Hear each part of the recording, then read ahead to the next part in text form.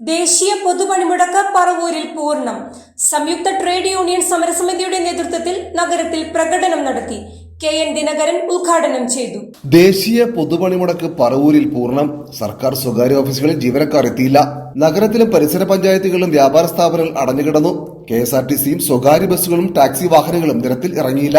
പൊതുമേഖലാ സ്വകാര്യ ബാങ്കുകളും സഹകരണ ബാങ്കുകളും ഒന്നും തന്നെ തുറന്നിരുന്നില്ല. സംയുക്ത ട്രേഡ് യൂണിയൻ സമരസമിതിയുടെ നേതൃത്വത്തിൽ ചേന്നമംഗലം കവലയിൽ നിന്നും പ്രകടനം നടന്നു.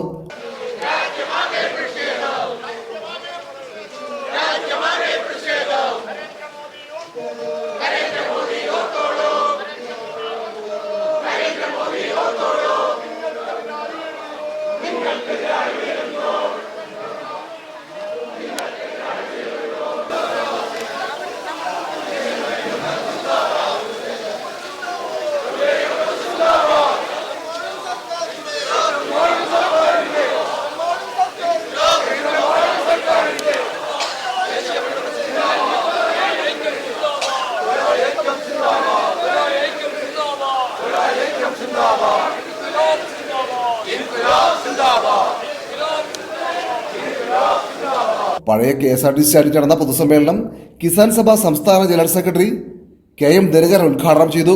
CITU ജില്ലാ വൈസ് പ്രസിഡന്റ് TR ബോസ് അധ്യക്ഷനായി.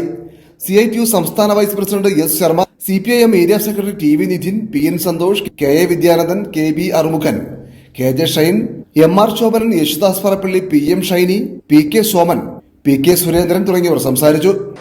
രാജ്യത്തിന്റെ ഏറ്റവും പ്രധാനപ്പെട്ട മേഖലയായിട്ടുള്ള വ്യോമയാന മേഖല, പോർട്ടുകൾ, റെയിൽവേ, രാജ്യത്തിൻ്റെ നവരത്നങ്ങളായിട്ടുള്ള വ്യവസായ സ്ഥാപനങ്ങൾ ഉൾപ്പെടെ ബാങ്കിങ് മേഖല ഉൾപ്പെടെ സ്വകാര്യവൽക്കരിച്ചു കൊണ്ടിരിക്കുകയാണ്. ആ സ്വകാര്യവൽക്കരണ നടപടിയുടെ ഭാഗമായി ലക്ഷോപലക്ഷം വരുന്ന അഭ്യസ്തവിദ്യരായിട്ടുള്ള ആളുകളുടെ തൊഴിൽ സാധ്യതകൾ നിഷേധിച്ചുകൊണ്ട്